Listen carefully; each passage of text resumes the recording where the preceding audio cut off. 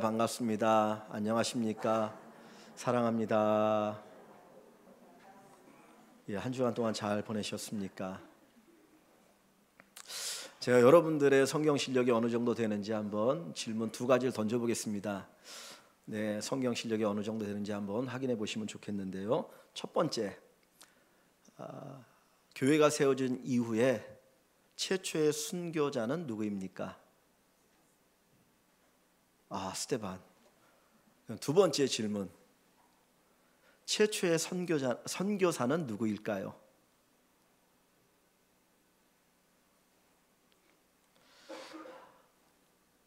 교회가 세워진 이후에 교회 일꾼을 세웁니다. 제일 먼저 일꾼을 세울 때 가룟 유다 대신에 마띠아라고 하는 사람을 사도로 세우게 되어지고요. 두 번째는 교회가 구제를 하는데 이 구제 문제로 인하여서 혼란이 오게 되어질 때 그 구제를 잘 할 수 있는 사람 7을 선택합니다. 그 7 집사라고 하는데 오늘 우리가 읽은 본문에 7 사람의 이름이 기록되어 있습니다. 교회가 일꾼을 세우는 목적이 있는데 그 목적이 뭐냐면 교회를 교회되게 하는데 목적이 있습니다. 초대교회는 엄청난 부흥이 일어나기 시작했죠. 베드로가 설교를 할 때 3,000명이 회개하고 예수를 믿고 또 5,000명이 회개하고 예수를 믿었습니다. 그럼 몇 명인가요? 도합? 8,000명이죠. 이게 짧은 시간에 일어난 부흥입니다. 이 교회가 그냥 어마어마한 사람들이 이제 예수를 믿고 그리고 교회의 부흥에 가져오게 되어지면서 교회 안에 갈등이 생겼어요. 교회는 선한 일을 한다고 구제를 했는데 이 구제하는 가운데 이 히브리파 유대인들하고 헬라파 유대인 사이에 갈등이 생긴 거예요. 헬라파 유대인들, 다시 말하면 이민 갔다가 돌아온 사람들이 우리가 구제에 빠진다, 우리가 뭔가 손해를 보는 것 같다, 차별대우 받는 것 같다, 그래가지고는 이제 불만을 품기 시작하고 사도들에게 불만을 내세웁니다. 그때 사도들이 우리는 기도하고 말씀을 전하는 일에 전무하겠다, 그러니 이 일을 위해서 사람을 선택하자 그래서 7명의 사람을 선택하는데 그것이 7명의 집사입니다. 여러분 한번 생각해 보십시오. 사도가 몇 명일까요? 예수님의 제자가 몇 명이죠? 12명이에요. 12명이 일을 할 때도 갈등이 있었고 문제가 있었어요. 그런데 몇 명을 선택하고 있습니까? 7명을 선택하죠.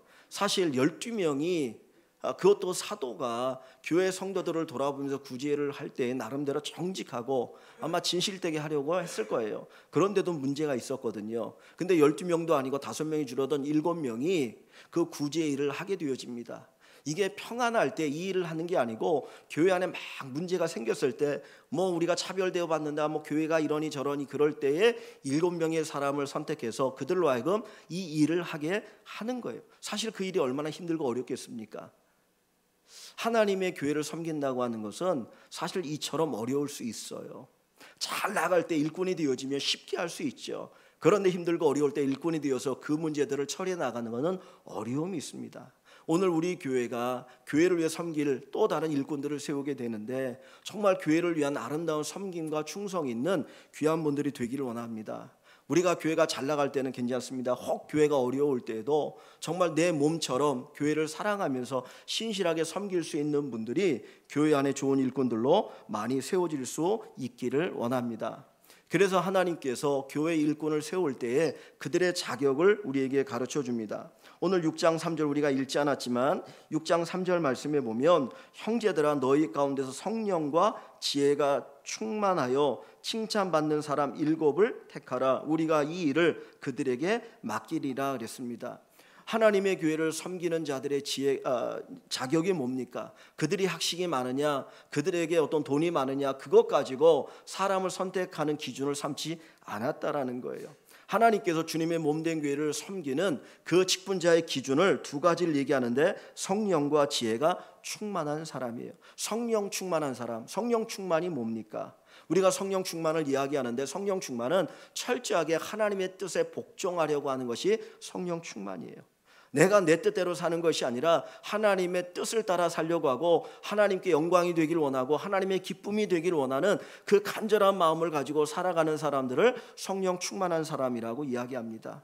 성령 충만한 사람을 선택하라 그랬습니다. 또 하나는 지혜가 충만한 사람들입니다. 하나님의 일을 할 때 지혜롭게 감당할 줄 아는 사람, 그 지혜가 필요한 거예요. 교회에는 많은 분들이 있잖아요. 생각도 다양하고 그리고 여러 가지 일을 해야 되는데 그럴 때 지혜롭게 그 일을 처리할 수 있는 믿음의 사람이 필요합니다. 그래서 성령과 지혜가 충만한 사람을 택하라. 그리고 또 한 가지 조건이 뭡니까? 칭찬받는 사람을 택하라 그랬어요. 칭찬받는 사람, 다른 사람들이 비방받는 것이 아니라 칭찬받는 신실한 믿음의 사람을 선택할 것을 요청합니다. 오늘 교회에 귀한 일꾼들을 선택할 때 여러분들이 생각해야 될 게 그분이 성령이 충만한가, 그분이 지혜가 충만한가, 그분이 여러 사람들에게 칭찬받고 있는가 하는 것을 먼저 생각하시고 그 가운데서 투표할 수 있기를 원합니다.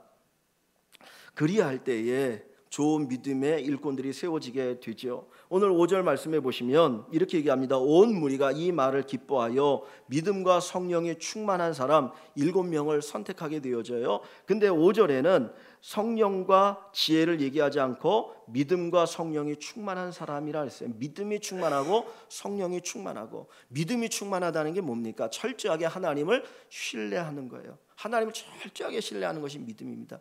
여러분, 주님의 일을 하다 보면 힘들고 어려울 때가 있어요. 포기하고 싶죠. 낙심하고 싶죠. 때로는 내가 이거 돈 받고 하는 것도 아니고 그러면서 정말 다 내려오고 싶을 때가 있거든요. 그때도 우리는 믿음으로 이 주님의 일을 감당하는 겁니다. 그리할 때 나중에 훗날에 하나님 앞에 상급이 있거든요. 바울 사도가 이야기하자면 내가 믿음을 지켰고 나의 달려갈 길을 다 마쳤고 그래서 나에게 뭐가 있다고 얘기합니까? 의로운 면류관이 예비되어 있다라고 얘기를 합니다. 믿음은 철저하게 하나님을 의뢰하는 것을 이야기합니다. 그래서 하나님을 신실하게 의뢰하고 하나님 뜻에 복종하고 그리고 지혜롭게 하나님의 교회를 섬기는 사람 7을 선택했는데 그 7 사람의 이름이 여기 기록되어 있죠. 스데반부터 시작해서 니골라까지 7 사람을 선택해서 이 사람들이 하나님의 교회를 섬기게 됩니다. 그런데 이 7 사람의 사역에 대해서 성경은 다 이야기하잖아요. 그 중에 딱 2 사람을 우리에게 가르쳐 주는데 그 중에 첫 번째가 누구라고요? 스데반이에요. 스데반은 우리가 잘 알고 있잖아요. 그 스데반이 제일 첫 번째 순교자죠. 첫 번째 순교자 스데반이 하나님의 복음을 전하다가 복음을 변증하다가 유대인들에 의해서 돌에 맞아 죽거든요. 근데 그 돌에 맞아 죽는 그 장면이 우리에게 감동이 돼요. 왜냐하면 자기를 향해 돌을 내치는 사람들을 향해서 저들의 죄를 용서해달라고 기도하고 있거든요. 이 기도는 아무나 할 수 있는 게 아닙니다. 사실 우리가 살아가는 순간순간 우리를 괴롭히는 사람이 있어요. 우리에게 손해를 끼치는 사람이 있어요. 내가 분명히 잘못하지 않은 것 같은데 나를 괴롭히는 사람들이 있거든요. 그때 우리는 무슨 생각을 갖습니까? 하나님, 저 사람을 징벌해 주십시오. 원수를 갚아 주십시오. 그런 생각이 우리에게 들잖아요. 그런데 스데반은 하나님의 복음을 전하다 예수를 증거하다가 그들에게 돌에 맞아 죽거든요. 그런데 이 스데반이 기도했던 것은 그들의 죄를 용서해 달라는 거예요. 그들이 알지 못하고 이 일을 행하니 그들의 죄를 용서해 주십시오. 이게 스데반의 기도였고 마지막 순교의 장면입니다. 어찌 보면 성경에 예수님의 모습을 가장 잘 보여주는 사람이 스데반이라고 할 수 있습니다. 주님을 위해 기꺼이 자기 생명을 내어놓았던 사람이 스데반, 7 집사 가운데 하나입니다. 두 번째, 성경에 기록되어 있는 이 7 집사 가운데 또 한 사람 누구냐면 빌립이라고 하는 분이에요. 빌립이라고 하는 집사가 8장에 가보면 나타나게 됩니다. 이 빌립은 어떤 사람이냐면 하나님이 빌립에게 사마리아에 가서 복음을 전하라 그랬어요. 유대인들은 사마리아를 철저하게 경멸했습니다. 개 취급했거든요. 그래서 예수님께서 사마리아를 지나가시다가 우물가에서 한 여인을 만나죠. 그때 그 여인이 뭐라고 말합니까? 당신은 유대인인데 어찌 사마리아인이 나에게 말을 거십니까? 라고 얘기하거든요. 상상할 수 없는 일이에요. 그래서 제자들도 사마리아에는 복음을 전하지 않았어요. 아직. 그런데 이 빌립 집사가 사마리아에 가서 복음을 전하기 시작합니다. 전도와 선교의 구분이 있는데 이 전도는 자민족에게 복음을 전할 때 전도라고 이야기합니다. 선교라고 얘기하는 것은 민족 밖에 있는, 그러니까 민족을 초월해서 복음을 전할 때 그거를 선교라는 말을 쓰게 되어져요. 그러면 이 사마리아 사람 원래 뿌리는 유대인이지만 이미 이방인과 이 피가 섞여가지고 이미 유대인이 아닌 이방인 취급돼 있거든요. 그러니까 그들에게 복음을 전했다라고 하는 것은 마치 뭘 한 겁니까? 선교한 거예요. 선교. 그래서 이 빌립이 사마리아에 복음을 전하니까 거기에 온 기쁨이 충만하게 되어집니다. 많은 사람들이 복음을 듣고 정말 기뻐하고 감사하게 되어지죠. 근데 얼마 있다가 하나님이 다시 빌립을 부르셔요. 그럼 뭐라고 말하냐면, 야, 이디오파에서 온 내시가 다시 돌아가는데 그에게 가서 복음을 전하라는 거예요. 근데 이 이디오파의 내시는 국고를 맡은 자니까 엄청 높은 지위에 있던 사람이거든요. 그가 예루살렘에 왔다가 돌아가는데 이사야서를 어떻게 읽게 되었어요. 그런데 도무지 이 말의 뜻을 모르는 거예요. 우리가 잘 아는 이사야 53장에 그가 찔림 우리의 허물을 인하며 그가 상 우리 죄악을 인함이라, 이 말씀을 읽는데 도대체 이게 누구를 가리켜서 말하는 건지 모르고 그냥 갸우뚱가뚱가 하는데 하나님께서 아시고 빌립으로 하여금 그 내시에게 가서 성경을 가르치라는 거예요. 그래서 이 빌립이 그에게 찾아갑니다. 그리고는 가는 그 사람을 세워놓고 그 마차 위에서 성경을 하나하나 풀어주니까 너무 감사해가지고 거기서 세례를 받게 되어져요. 첫 번째 순교자도 집사였고 첫 번째 선교사도 집사였어요. 제가 이 말씀 보면서 무슨 생각을 했냐면, 우리가 생각할 때는 첫 번째 선교사도 사도 가운데 한 사람이어야 하고 첫 번째 순교사도 사도 가운데 한 사람이어야 되지 않을까. 왜냐하면 예수님의 12제자 가운데 들이 사도잖아요. 그들은 주님 앞에 3년 동안 교육받았고 그리고 주님의 놀라운 영광도 보았고 교회 지도자이기 때문에 당연히 그들 가운데 순교자가 첫 번째일 것이고 선교사도 첫 번째일 것이라고 생각했습니다. 그런데 사도행전을 보니까 첫 번째 순교자가 사도가 아니고 집사 가운데 한 사람 스데반이었고 첫 번째 선교사도 사도 가운데 한 사람이 아닌 7 집사 가운데 하나인 빌립이었다라고 하는 거예요.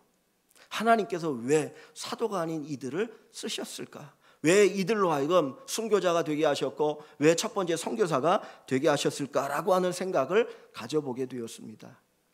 아마 그것은 여러 가지 이유 가운데 하나는 이 사도들로 하여금 어떻게든지 복음을 전할 수 있도록 하시기 위해 방편 가운데 하나가 아니었을까라는 생각도 가져봅니다. 중요한 것은 뭘 제가 여러분들과 함께 말씀을 나누고자 하면 이 7 집사들의 모습이 이렇다라는 거예요. 이 7 집사들이 하나님 앞에 주님의 몸된 교회를 섬기는 분들이 어떻게 주님의 몸된 교회를 섬겼느냐, 이렇게 주님의 몸된 교회를 섬겼습니다. 그래서 하나님께서 이 초대교회를 통해서 영광을 받으셨고 이 초대교회가 힘이 있고 능력이 있었고 많은 복음의 열매들을 맺어 나가게 되었던 겁니다. 오늘 우리가 읽은 본문 이 6장 7절을 보시면 6장 7절 하나님의 말씀이 점점 왕성하여 예루살렘에 있는 제자의 수가 더 힘이 많아지고, 지금 이전에 베드로가 설교할 때 몇 명이 회개하고 예수님께 돌아왔다고 그랬죠? 처음에는 3,000명, 그 다음에는 5,000명이에요. 그러면 적어도 한 10,000명 정도 되는 사람들이 예수를 믿는 예루살렘 교회 성도들이거든요. 그런데 이 7 집사가 세워지고 이제 교회가 복음을 위해서 움직이고 순종할 때에 점점 왕성하게 하나님 말씀이 선포되어지고요, 예루살렘에 있는 제자의 수가 더 힘이 많아졌다 그랬습니다.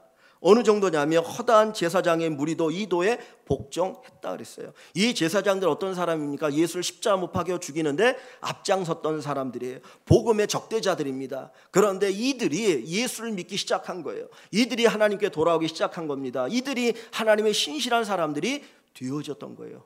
어느 때부터? 바로 7 집사를 세우고 교회가 하나님을 위하여서 하나님의 영광과 복음을 위해서 움직여 나갈 때 이 놀라운 역사가 일어나게 되었습니다. 스데반처럼 예수님의 마음을 품고 기꺼이 자기의 목숨을 내어놓고 섬길 수 있었던 사람이 집사였고, 주님이 말씀하시면 그곳이 사마리아든 아니면 저 에티오피아 내시든 누구에게든지 달려갈 수 있는 사람들이 하나님 앞에 세워지고 그들이 교회를 섬길 때에 하나님의 역사가 이렇게 나타나게 되었다는 것을 가르쳐 줍니다. 하나님의 은혜로 우리 교회가 이제까지 왔습니다. 정말 주님의 은혜 가운데 우리 온 성도들이 한 마음이 되어서 교회를 섬기셨고, 그리고 교회 안에 평화가 있고 사랑이 있고 은혜가 차고 넘칠 수 있었던 너무나 감사합니다. 이제 우리 교회가 더 하나님 앞에 영광 돌리기 위해서 하나님의 일꾼들을 세워 나갈 텐데, 정말 그 일꾼들이 어떤 분들이냐, 바로 일곱 집사와 같은 분들이 되기를 원합니다. 스데반처럼, 빌립처럼 하나님을 위해 최선의 헌신할 수 있고, 그리고 주님이 말씀하시면 그것이 어디든지 그것이 무엇이든지 그대로 순종하기를 소원하는 그런 성도들이 되어지고, 그런 일꾼들이 되어서 우리 교회가 더 하나님 앞에 영광을 돌리고, 하나님께서 이 시대에 우리 일광교회를 통해서 하나님의 뜻을 이루시고 하나님의 영광을 나타내시고, 그리고 잃어버린 영혼들을 다시 찾으시는 놀라운 축복의 역사가 있기를 소원합니다. 그런 소원들이 저와 여러분들에게 있어지기를 주님의 이름으로 간절히 축원합니다. 사랑의 하나님 아버지, 감사합니다.